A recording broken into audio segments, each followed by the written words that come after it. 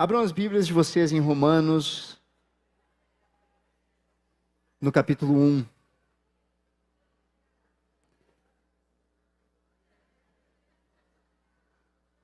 Romanos, no capítulo 1.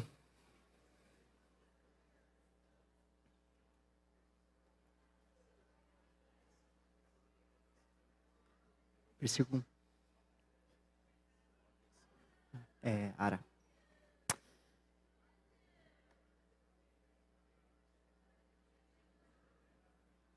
Romanos 1, versículo 1. Nós não vamos ler agora, vamos começar a leitura daqui a pouco. Mas eu queria começar perguntando para vocês, o que é o Evangelho? Eu acho que todos nós temos uma certa noção do que essa palavra significa. Todos nós, se fôssemos perguntados, teríamos alguma resposta para dar. O que é o Evangelho? Nós dizemos que somos evangélicos, né? Ouvimos músicas evangélicas. Em Joinville tem uma livraria evangélica que eu gosto demais. Sempre que eu vou para Joinville visitar a família da minha esposa, eu passo nessa livraria. Nós falamos sobre pregar o Evangelho. E sempre que nós começamos uma leitura do Novo Testamento, nós começamos pelos 4 evangelhos. Mas o que é o Evangelho? O Evangelho, obviamente, não é uma música ou um filme, e nem um elemento da cultura. Mas o Evangelho, ele também não é um livro, e nem um conjunto de livros. O Evangelho é uma mensagem de Deus. Mateus, Marcos, Lucas e João, eles não são o Evangelho.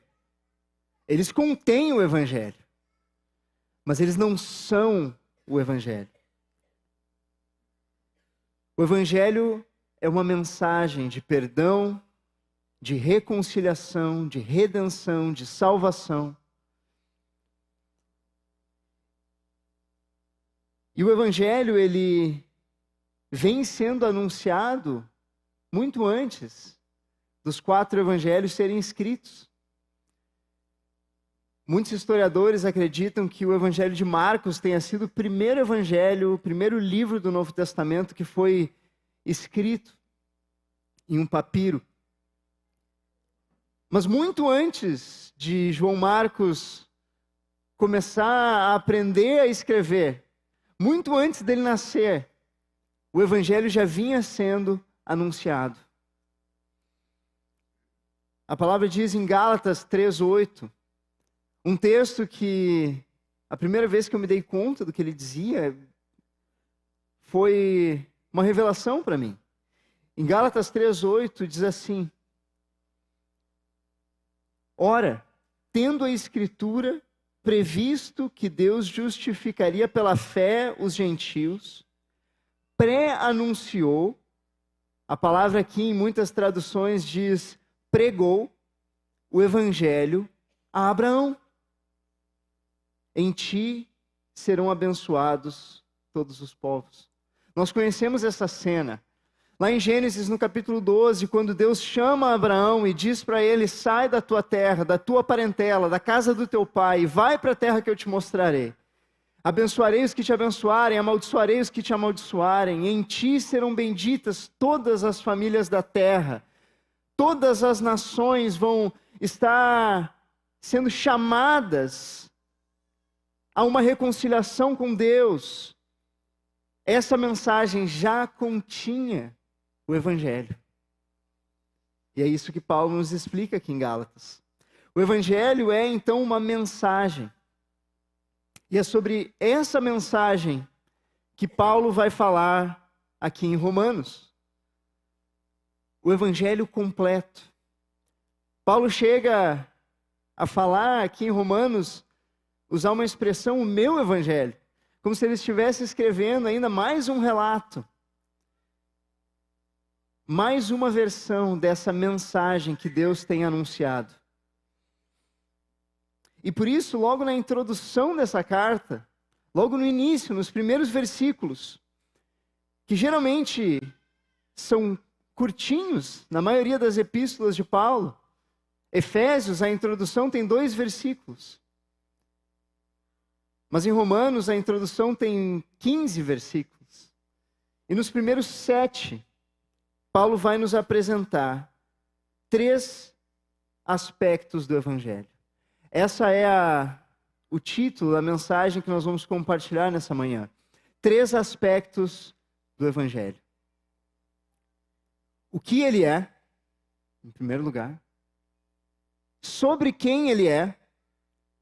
E em terceiro lugar, para quem ele é. Esses 3 aspectos nós vamos encontrar aqui em Romanos, no capítulo 1. Logo no início, na própria introdução. Eu quero convidar vocês para nós irmos fazendo a leitura juntos. Versículo 1. Paulo, servo de Jesus Cristo, chamado para ser apóstolo, separado para o Evangelho de Deus. Quando Paulo chega nesse assunto do Evangelho de Deus, é como se ele abrisse um parênteses aqui. Ele começa falando de si, né? Quem ele é, se apresentando talvez pela primeira vez para alguns daqueles irmãos. Eu sou Paulo, eu sou servo de Jesus. Eu me entreguei para servir a Ele. E eu fui chamado por Ele. Chamado para ser apóstolo, para servi-lo. E eu fui chamado especificamente e separado e preparado para pregar o Evangelho. E aí quando ele chega no Evangelho, ele não consegue só falar do Evangelho, ele precisa explicar o que é que ele é. Ele precisa entrar nesse assunto. E aí Paulo, no seu estilo de escrever, de falar, ele começa um parênteses.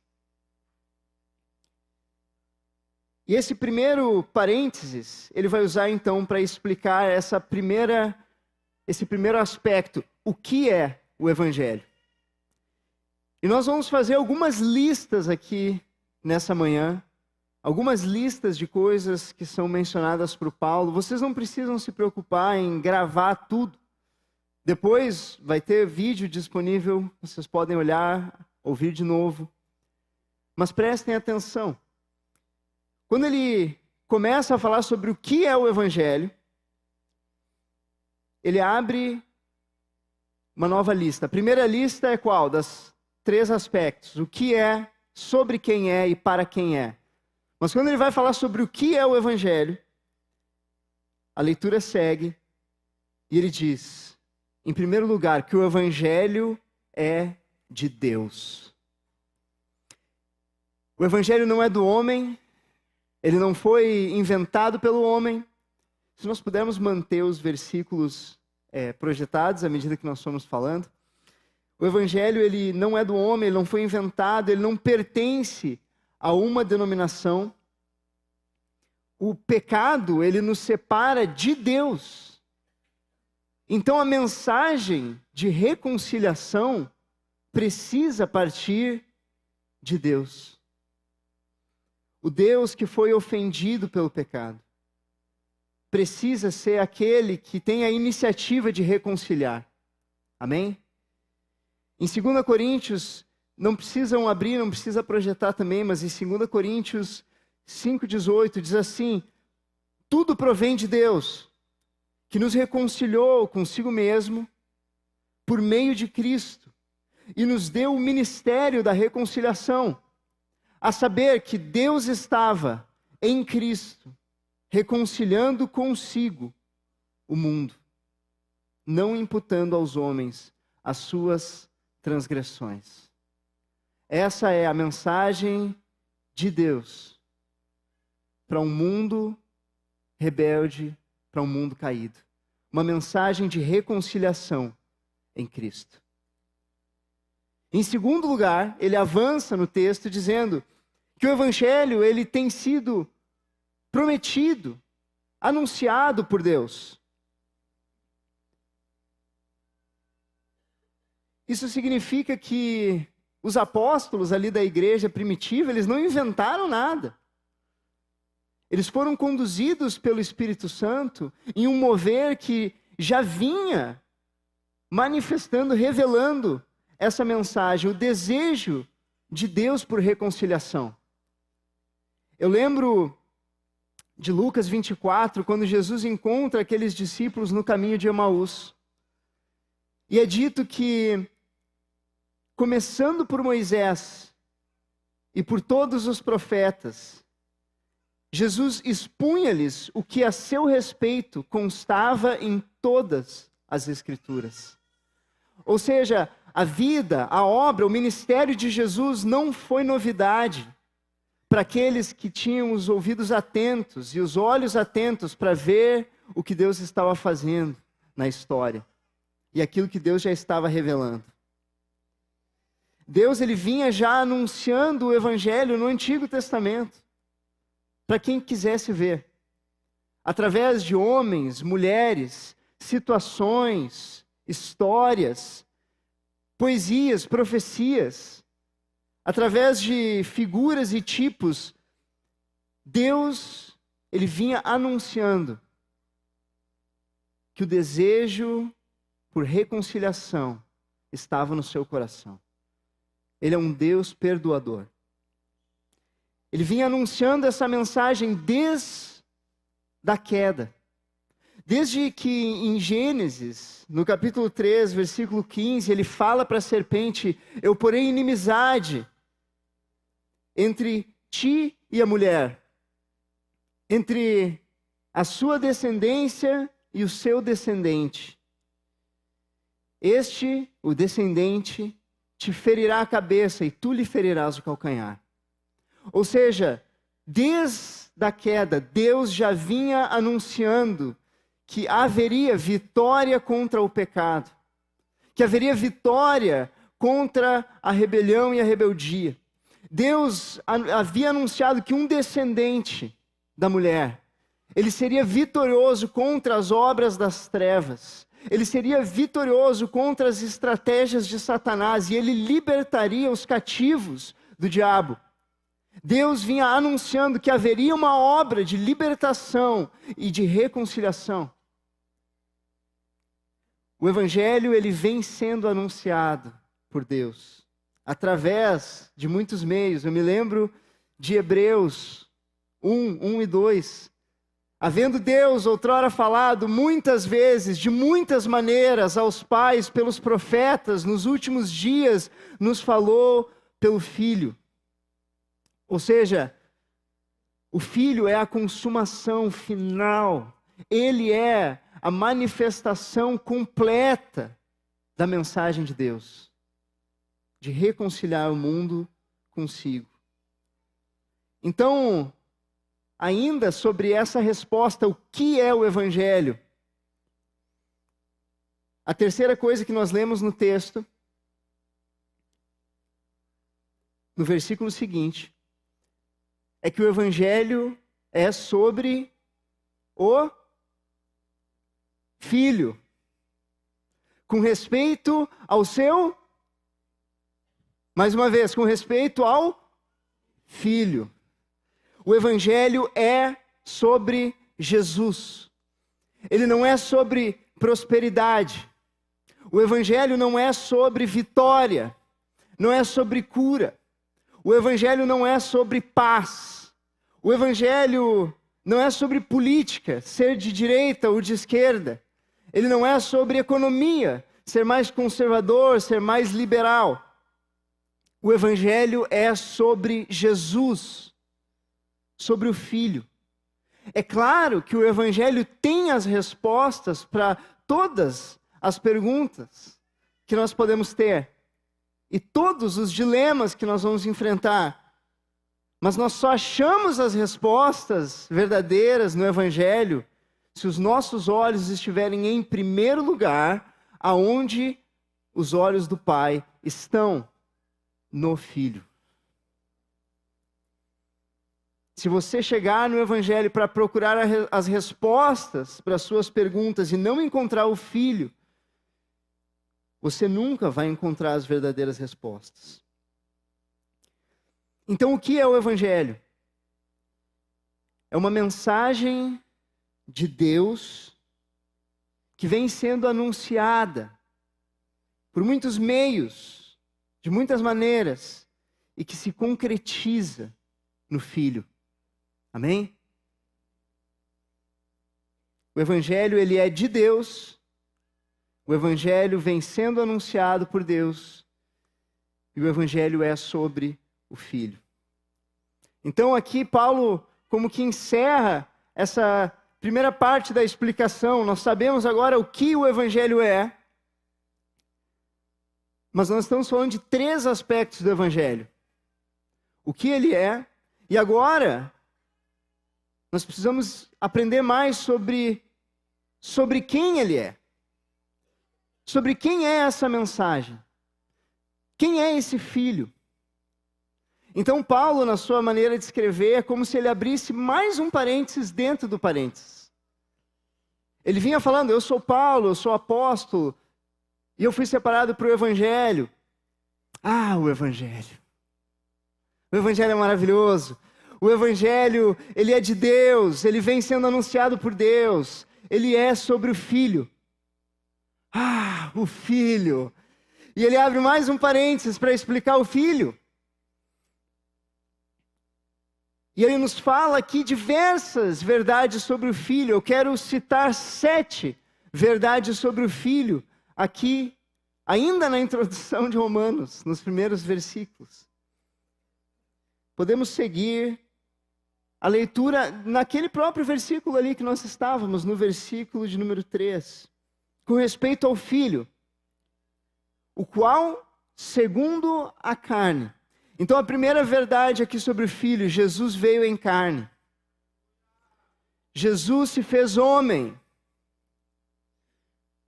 Em João 1,14, a verdade que nós sabemos de cor, o Verbo se fez carne e habitou entre nós, cheio de graça e de verdade.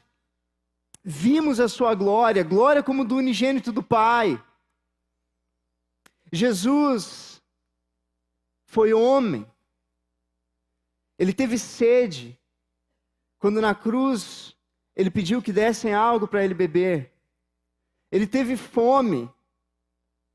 Em João 4, no episódio da mulher samaritana, ele pede para os discípulos buscarem algo para comer. Ele teve sede, ele teve fome, ele teve sono. Quando ele dormia no barco, no meio da tempestade. Ele foi homem, ele é homem, como nós. Não existe nenhuma particularidade, nenhum detalhe, nenhuma experiência humana que Jesus não conheça, exceto pelo pecado. Jesus compartilha conosco todas as nossas dificuldades. Em João 1,18 também fala que ninguém jamais viu a Deus. O Deus unigênito que está no seio do Pai é quem o revelou. Deus é Espírito. Mas agora, quando Jesus vem ao mundo em carne, Deus, ele se revela também em uma pessoa. Um espírito é difícil para nós entender, mas Jesus nós podemos ver, andar nas nossas ruas, entrar nas nossas casas, tocar nos nossos corpos. Jesus é homem. Ele veio em carne. A segunda verdade que nós vemos, seguindo essa leitura, é que ele veio da descendência de Davi. Então a segunda verdade é que Jesus cumpriu as profecias. Ele cumpriu todas as profecias. Um estudioso do século passado, chamado John Barton Payne, fez um estudo e ele encontrou 574 profecias do Antigo Testamento que se cumpriram em Jesus. 574 profecias. Profecias, muitas foram cumpridas intencionalmente por Jesus. O seu batismo, ele foi se batizar para cumprir as profecias. Os milagres que ele realizou, as parábolas que ele falou, ele falava as parábolas e o texto explica que é para que se cumprisse as profecias. A sua própria ida para Galileia, para que ele fosse Galileu, a sua ida para Jerusalém, tudo isso intencional, mas muitas fora do seu controle. Quem é que escolhe nascer em Belém? Quem é que escolhe ser da linhagem de Davi? Quem é que decide nascer de uma virgem? Quem define que vai ser vendido por 30 moedas de prata? Quem é que decide intencionalmente que vai ser pendurado na cruz? E quem é que pode impedir que qualquer um dos seus ossos sejam quebrados? Tantas profecias que se cumpriram em Cristo, simplesmente porque ele era esse ungido de Deus, simplesmente porque os olhos de Deus estavam nele, e porque a obra, a mensagem de reconciliação de Deus estava se cumprindo nele. Jesus veio da descendência de Davi, ele cumpriu as profecias. Terceira verdade sobre Jesus, no versículo seguinte, vai dizer que ele foi designado Filho de Deus. Então a terceira verdade aqui é que Jesus é Deus. Ele não é só homem. Ele não é meio homem e meio Deus. Ele é totalmente homem e totalmente Deus, em uma só pessoa. Muitas seitas religiosas por aí, vocês vão encontrar isso. Espero que não encontrem, mas se encontrar, saibam que muitos acreditam que Jesus foi homem, mas não foi Deus. Ele foi um bom homem, um bom profeta, um bom professor. E alguns até argumentam, dizendo assim, nos evangelhos, você nunca vai encontrar Jesus dizendo, eu sou Deus, me adorem, eu sou o Altíssimo. Nunca vai encontrar isso nos evangelhos, então, portanto, ele não era Deus. Mas, convenhamos, a resposta para isso é muito fácil. Por que Jesus foi crucificado? A acusação dos seus adversários era a seguinte, sendo homem, ele se faz Deus. Jesus foi crucificado porque o seu ministério não podia ser aceito se não fosse o ministério de Deus entre os homens. A adoração dos seus discípulos era qual? Tu és o Cristo, o Filho do Deus vivo. E o testemunho de Jesus sobre si mesmo era, eu sou. Jesus é Deus, totalmente Deus. E esse fato é inegável. Isso fica claro para nós aqui nas palavras de Paulo, quando diz que ele foi designado, ele foi reconhecido como Filho de Deus. Quarta verdade sobre Jesus, ele foi reconhecido, designado Filho de Deus com poder. Então a quarta verdade aqui é que Jesus era poderoso. Poderoso em obras. Os discípulos próprios do caminho de Emaús, que nós já falamos, eles disseram, Jesus o Nazareno, varão profeta, poderoso em obras e poderoso em palavras diante de Deus e diante do povo. Todos viram o poder de Jesus. Todos. O que fez aquela mulher com fluxo de sangue se espremer em meio à multidão sob risco de ser condenada e apedrejada por aquele ato, era a certeza de que em Jesus havia poder. Em Atos 10, 38 diz que Deus ungiu a Jesus de Nazaré com o Espírito Santo e com poder, o qual andou por toda parte fazendo bem e curando a todos os oprimidos do diabo, porque Deus era com ele. Jesus tinha poder e ele ainda tem poder. Ele tem todo o poder. Ele tem poder para nos curar, para nos transformar. Ele tem poder para transformar os mais duros dos corações, como foi o meu. Jesus pode transformar a nossa história. Ele tem poder. Ele tem poder para intervir em qualquer situação. O texto segue dizendo que ele não tinha só poder, mas ele andava segundo um espírito de santidade. Então a quinta verdade aqui sobre Jesus é que ele nunca pecou. Nunca pecou. Ele foi tentado em todas as coisas como nós. Em todas as coisas ele foi experimentado, mas nunca pecou. Já pensaram que os discípulos que deram as suas vidas por Jesus, mesmo depois da sua morte, morreram sistematicamente por Jesus e escreveram as escrituras sobre Jesus? Esses homens viviam com ele todos os dias. Já pensaram nisso?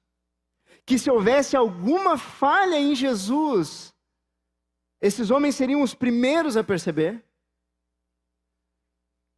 Vocês já se deram conta que todos os gurus que existem hoje no mundo e os maiores gênios, eles só são os maiores gênios porque eles estão bem longe de nós?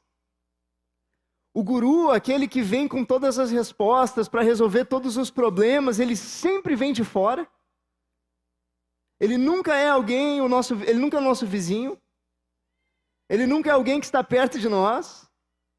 Porque se fosse, nós conheceríamos os seus defeitos. Nós saberíamos que ele não tem todas as respostas. Mas por algum motivo, esses homens que viveram com ele todos esses anos não tinham nada para dizer sobre ele a não ser louvor, a não ser dar as suas próprias vidas por ele. Algo eles viram na vida desse homem. É como João disse, que ele se fez carne. E depois ele diz que nós vimos a sua glória. Ou seja, para ter glória, ele não precisou ficar elevado em uma nuvem. Ele foi um homem como nós. Mas ele mostrou a glória de Deus, sendo homem como nós. A próxima verdade sobre Jesus é que ele andou em um espírito de santidade. E ele passou pela ressurreição dos mortos. A sexta verdade aqui é que Jesus morreu e ressuscitou. Aleluia! Aleluia! Jesus, ele não viveu só a vida perfeita, mas ele foi até o Calvário e ele morreu no nosso lugar. Ninguém tira minha vida, Jesus disse para Pilatos, eu voluntariamente a dou. Isso significa que quando ele estava na cruz, a morte não tinha autoridade para entrar em Jesus. Portanto, a morte não entrou em Jesus. Jesus entrou na morte. Jesus entrou na morte vitorioso. Ele entrou na morte com um brado de vitória. Ele disse, está consumado. A morte, portanto, não pôde retê-lo. É o que diz Pedro em Atos 2. A morte não tinha nada para agarrar em Jesus. Tudo que ela tentava pegar não tinha nada ali. Porque Jesus, ele não tinha nenhum salário para pagar para a morte. Jesus não tinha nenhuma dívida com a morte, porque ele não tinha pecado. E por isso, a morte não pôde retê-lo. Ele tomou as chaves da morte e do inferno e ressuscitou. Ressuscitou no terceiro dia. E a última verdade que eu queria conversar com vocês, e a última verdade que eu queria colocar aqui, é que ele ressuscitou dos mortos, a saber, Jesus Cristo, nosso Senhor. Ele não só viveu uma vida perfeita, com poder, sem pecado, morreu e ressuscitou, mas o sacrifício de Jesus foi aceito pelo Pai de tal forma que ele foi assunto aos céus, recebeu um nome acima de todo nome, acima de todo poder, acima de toda força, acima de todo nome que se possa referir, se assentou à destra de Deus e foi coroado Senhor sobre toda a terra. Jesus é o Senhor.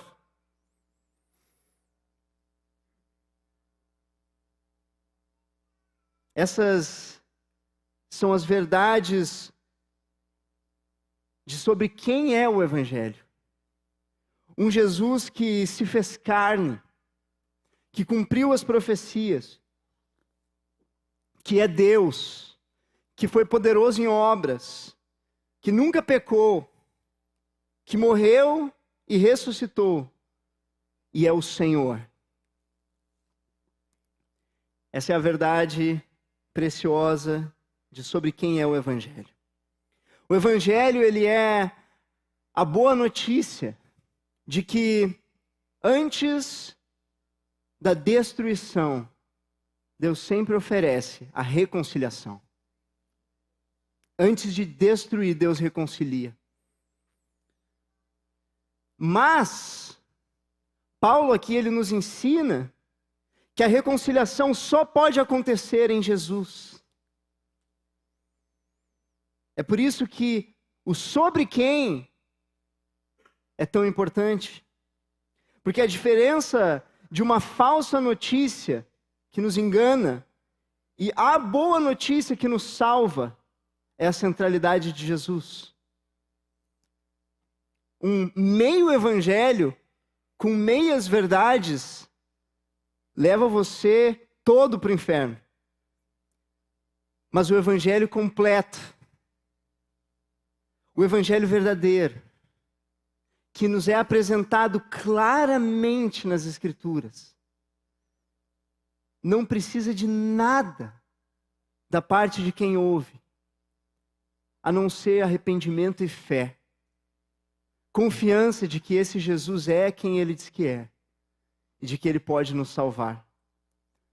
O Tozer diz que a salvação, ela está tão perto de nós quanto o coração está perto da boca. Se você crer no seu coração e confessar com a sua boca que Jesus é o Senhor, será salvo. Esse é o Evangelho.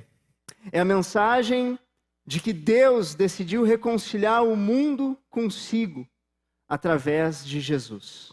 Amém?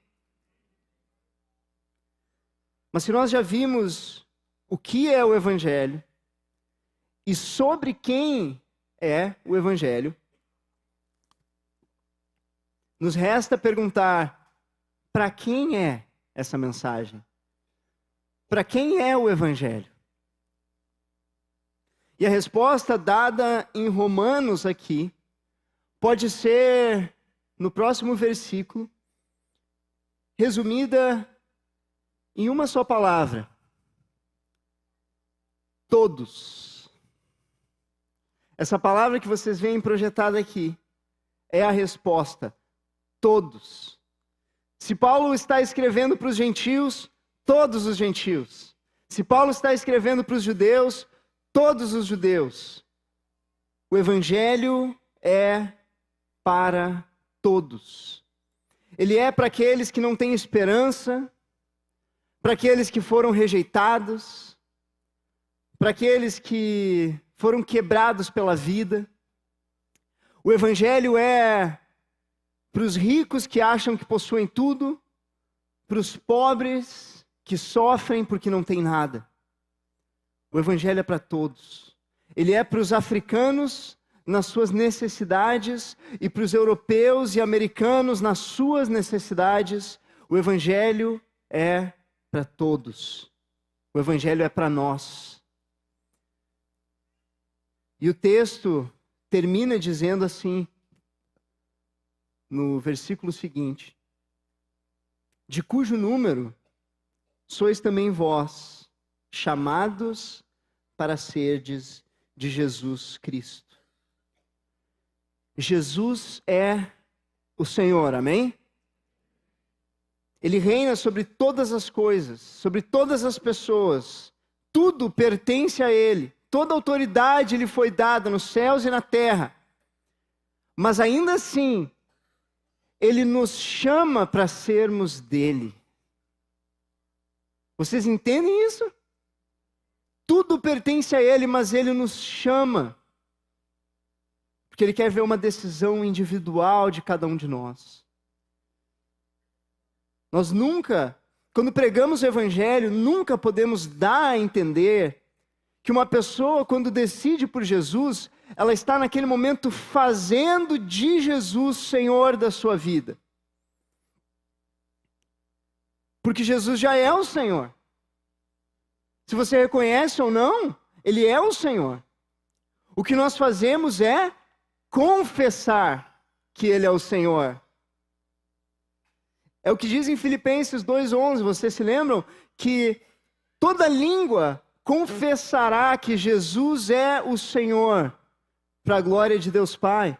Toda língua, daqueles que creem, daqueles que não creem, daqueles que foram batizados, daqueles que não foram, dos ímpios, dos pagãos e dos cristãos, dos discípulos, dos muçulmanos, toda língua.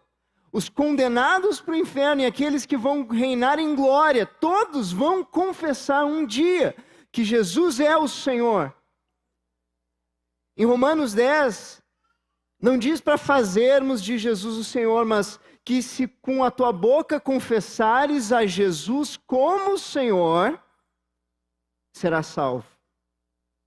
Então Jesus é o Senhor, quer você confesse ou não. É indiferente. Mas para Jesus não é indiferente. Porque quando Jesus nos olha, Ele não precisa de nós, mas Ele não desiste de nós. Ele quer ouvir as palavras dos nossos lábios. Ele quer nos ouvir confessar que Ele é o Senhor. Ele chama cada um de nós individualmente para recebermos esse evangelho. Esse evangelho que vem de Deus, que está contido nas Escrituras, que é centrado em Jesus, que nos reconcilia com o Pai, mas é preciso que haja uma decisão, é preciso que ele seja recebido com fé e arrependimento. Então nós vimos já esses 3 aspectos do evangelho. O que ele é? É uma mensagem de Deus, de reconciliação. Sobre quem ele é? Sobre Jesus. Jesus se fez carne, cumpriu as profecias, é Deus, era poderoso em obras, nunca pecou, morreu e ressuscitou. Ele é o Senhor. E para quem é o Evangelho? O Evangelho é para todos. O Evangelho é para nós e o Evangelho é também para aqueles que ainda não decidiram pelo Senhor. É uma mensagem que está disponível ao alcance de todo o coração que se achega ao Senhor com fé e com arrependimento. Amém? E por fim, eu quero encerrar com os irmãos no versículo 7.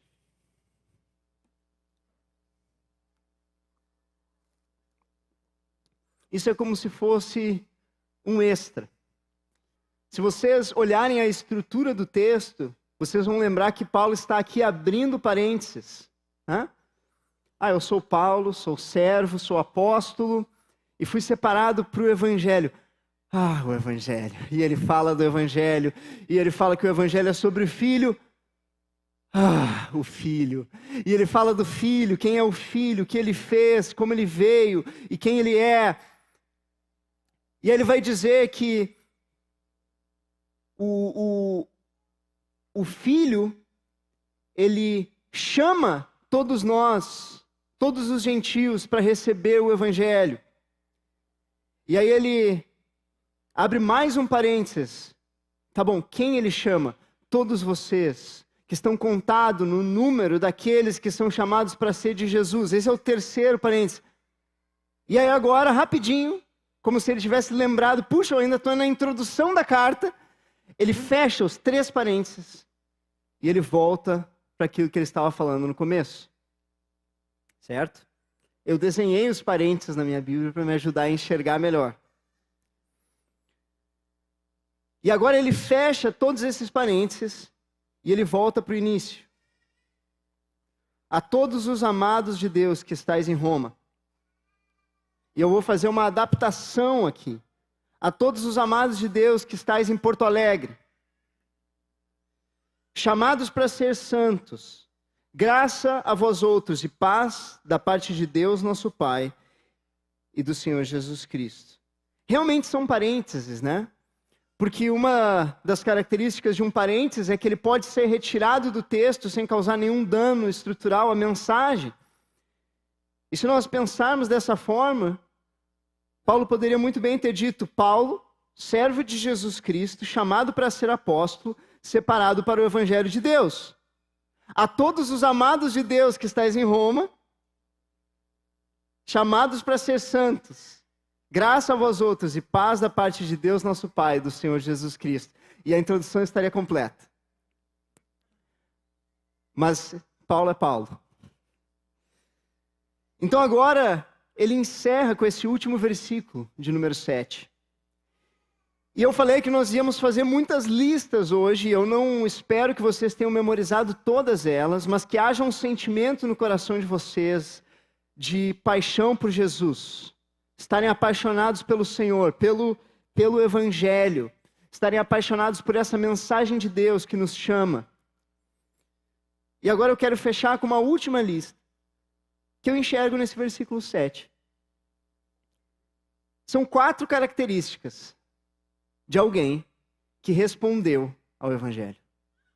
Agora que nós vimos tudo isso, nós vimos o que ele é, sobre quem ele é e para quem ele é, o que acontece com alguém que responde a ele em fé. 4 características aqui. Em primeiro lugar, nós somos amados por Deus. Nós temos o amor de Deus. Em Romanos 5 diz que o amor de Deus é derramado no nosso coração pelo Espírito Santo que nos foi dado. Alguém que respondeu ao Evangelho descobre esse amor. Deus amou o mundo todo, deu o seu Filho pelo mundo todo. Mas há um amor que só é derramado no coração de quem recebe o Filho, de quem recebe essa obra, de quem recebe o Evangelho. E a primeira característica que nós descobrimos é um batismo de amor. Nós somos inundados pelo amor de Deus, amém? Acho que todos nós sabemos o que isso quer dizer. Todos nós já nos sentimos profundamente amados pelo Senhor. Eu acho que se nós fizéssemos um exercício de fechar os olhos e pensar no dia em que nós nos sentimos mais amados, eu tenho certeza que esse amor que nos marcou seria o amor de Deus. Então essa é a primeira característica. Nós descobrimos o amor de Deus. Em segundo lugar, vai dizer que nós somos chamados, mais uma vez. Então a segunda característica é que nós somos constantemente chamados por Deus. Ele nunca para de nos chamar. Vocês perceberam isso? Ele nos chama para o Evangelho, mas aí uma vez que nós respondemos a esse chamado, Ele continua nos chamando todos os dias sem parar. Nos chama para sermos santos, nos chama para andarmos com Ele, nos chama para estarmos com Ele, para descansarmos nele. Ele nos chama para conhecermos a Ele. Nos chama para a palavra, nos chama para a oração. Ele nunca para de nos chamar. E nos chama pelo nome também, o que é maravilhoso demais. Então essa é a segunda característica de alguém que respondeu ao Evangelho. Essa pessoa está sendo sempre chamada por Deus. Sempre. Você ouviu o chamado de Deus hoje pela manhã? Ele continua chamando. Talvez para se arrepender, talvez para adorar, talvez para glorificar.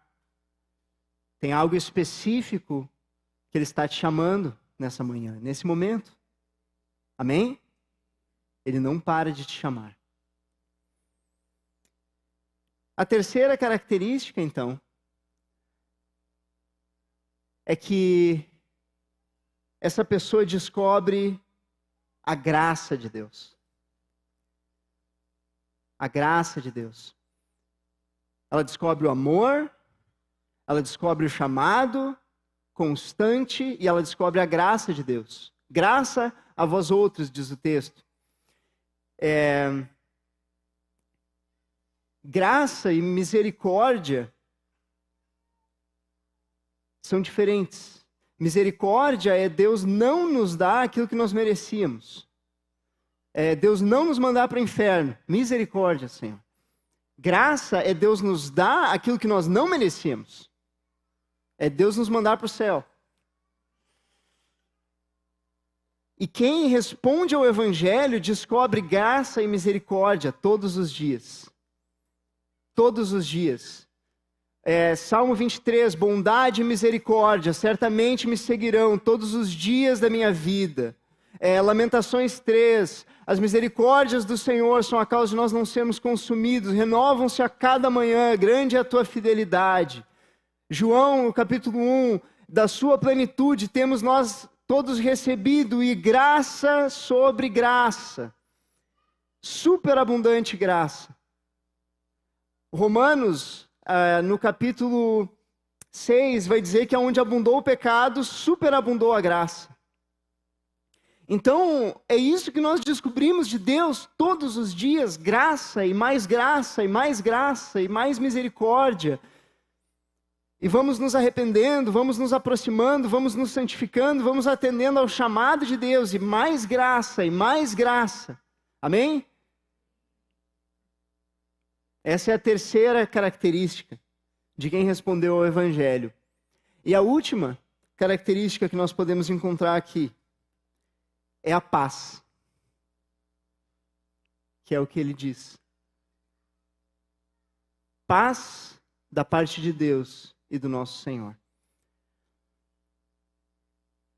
Quem respondeu ao Evangelho descobre o amor, descobre o chamado, descobre a graça e descobre a paz. Paz é algo que nós não tínhamos longe do Senhor. Nós estávamos em guerra com Deus, guerra uns com os outros e guerra com nós mesmos. Nós não tínhamos a paz.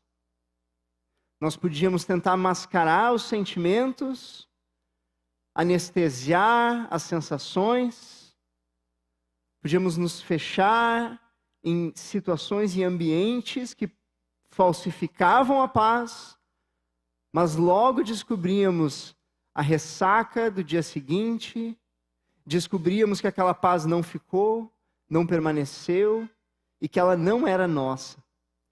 Nós vivíamos em guerra. Essa é a vida de quem não conhece o Senhor. Não há paz. Mas quando nós encontramos o Senhor, existe uma paz que nós descobrimos nele. A palavra vai dizer que ele é o príncipe dessa paz. Ele vem trazer a paz a nós. Jesus disse, as minhas palavras eu tenho dito para que vocês tenham paz em mim. Ele também disse no mesmo capítulo, deixo-vos a minha paz vos dou, não vou a dou como a dá o mundo. há uma paz que Jesus pode te dar, que é diferente de qualquer coisa que você já experimentou. A paz que Deus pode nos dar, ela fica em nós. Ela pode vencer os medos, as angústias, a ansiedade, as dificuldades e as lutas, os temores, todos eles podem ser subjugados, vencidos, derrotados pela paz que o Senhor nos dá. E essa paz, ela é uma descoberta, como nós estamos conversando. Romanos 5 vai dizer que justificados, pois mediante a fé temos paz com Deus. Então a primeira paz que nós descobrimos é que o Rei do Universo, ao invés de inimigo, agora é nosso Pai. Nos ama e faz todas as coisas cooperarem para o nosso bem. Essa é a primeira paz. Paz com Deus. É podermos deitar na cama e saber que o Senhor da Glória nos ama. E o tempo vai passando e nós aprendemos a ter paz interior. O nosso coração que nunca descansou, agora, por algum motivo, consegue descansar.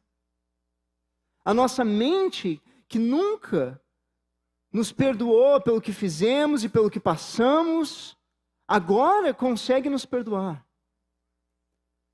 Aquilo que fizeram comigo, agora não me assombra mais. Eu me sinto agora livre, porque há um reino de paz sobre mim. Paz interior. E à medida que nós seguimos andando e respondendo ao chamado do Senhor, nós descobrimos paz com os outros também. Nós descobrimos o perdão, descobrimos a misericórdia, andamos juntos, descobrimos que nós somos talvez piores do que aqueles que nos ferem, e nós vamos aprendendo a viver em paz. O nosso casamento descobre paz. Nós descobrimos paz com os filhos, paz com os vizinhos. Quem poderia imaginar?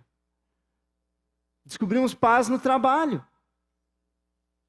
Queridos, eu sei que eu estou falando como alguém que ainda não descobriu toda essa paz. E para pessoas que também não descobriram toda essa paz. Mas essa paz pertence a nós. E mesmo que a gente ainda não descubra isso na plenitude, há sempre um pouco mais de paz que nós podemos encontrar em Jesus. Que Ele nos leve nessa manhã, nesse domingo, a uma nova medida de paz, uma nova medida de graça, uma nova medida de amor, um novo chamado para nós. Nós possamos sair por essa porta confiantes de que respondemos ao Evangelho, de que temos esse Jesus e de que temos as bênçãos desse Jesus sobre nosso coração, sobre a nossa vida. Vamos orar? Querido Senhor Jesus, nós te louvamos, Senhor, porque o teu Evangelho nos alcançou. Ah, Senhor, a tua mensagem de reconciliação, ela tocou a nossa vida, Senhor. E nós te bendizemos nesta manhã. Te damos graças, Senhor. Rendemos glórias a Ti. Tu nos alcançou. Obrigado, Jesus. Tu não desistiu de nos chamar. Não desistiu de nos buscar. O Senhor nos encontrou, nos alcançou, nos conquistou. Aleluia, Senhor. Louvado seja o Teu nome. E, Senhor, não satisfeito, o Senhor ainda continua a nos chamar, continua a nos dar paz, continua a nos dar graça, a nos dar perdão. Louvado seja o Teu nome, Senhor. Que nós possamos nesse dia sair, Senhor, como mensageiros desse Evangelho da paz, mensageiros, Senhor, que levam essa mensagem a esse mundo que não tem paz. Ó, Senhor, que nós possamos nas pequenas coisas proclamar, Senhor. Que nós possamos, Senhor, nas pequenas atitudes, Senhor, ao voltarmos para casa, ao passarmos no trânsito, Senhor, proclamar, Senhor. E que, Senhor, à medida que proclamamos, nós possamos também experimentar mais dos frutos que essa mensagem tão poderosa tem para produzir em nós. Aleluia, Senhor. Confiamos, eu confio que a Tua palavra tem poder. Eu confio, Senhor, que tem algo mais do Senhor para nós nesse dia, Senhor. Eu confio, Senhor. Uma salva de palmas para Jesus.